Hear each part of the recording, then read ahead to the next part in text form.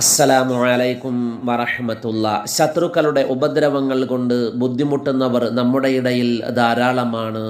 അത്തരക്കാർക്ക് ഉപകാരപ്പെടുന്ന ഫലപ്രദമായ ഒരു അറിവാണ് ഇന്ന് പറയുന്നത്.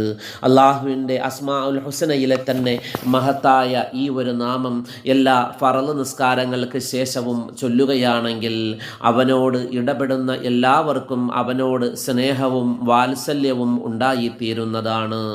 മാത്രമല്ല, ശത്രുക്കളുടെ ഹൃദയത്തിന് പോലും ചാഞ്ചാട്ടമുണ്ടാക്കുന്ന, ശത്രുക്കളുടെ ഹൃദയത്തിന് പോലും അവനോട് അലിവുണ്ടാകുന്ന മഹത്തായ ഒരു നാമമാണ് റഹ്മാനു യാ അല്ലാ, യാ റഹ്മാനു യാ അല്ലാ എന്നുള്ള ഈ ഒരു നാമം.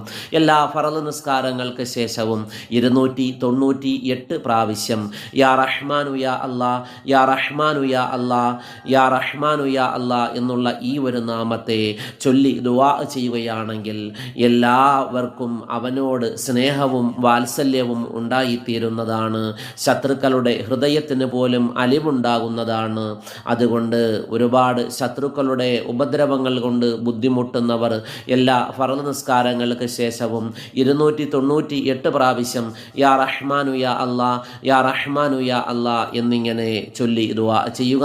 അല്ലാഹു തആല എല്ലാവിധ ശത്രുക്കളുടെ ഉപദ്രവങ്ങളിൽ നിന്നും നമുക്ക് കാവലും സംരക്ഷണവും നൽകി അനുഗ്രഹിക്കുമാറാകട്ടെ.